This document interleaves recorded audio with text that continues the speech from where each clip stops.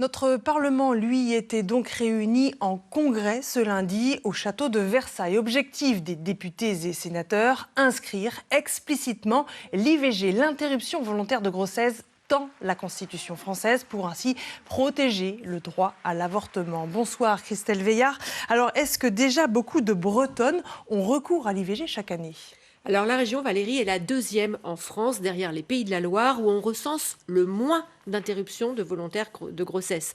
En 2022, 8761 IVG ont été pratiquées sur l'ensemble de la Bretagne, un chiffre malgré tout en augmentation de 6% par rapport à 2019. Enfin, globalement, le nombre d'avortements ne cesse d'augmenter en chiffre absolu. Au niveau national, il y en a eu 234 000 en 2022, c'est 7 000 de plus en 3 ans. Et il y a des variations selon les départements bretons ?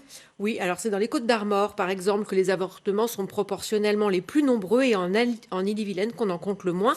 Sur l'ensemble de la Bretagne, 12,9 femmes sur 1000 âgées de 15 à 49 ans y ont eu recours en 2022, un taux très en deçà de celui de l'ensemble de la France, qui est de 16,2 pour 1000, un taux qui atteint par exemple 22,6 pour 1000 dans la région PACA. Mais l'accès à l'IVG n'est pas évident partout.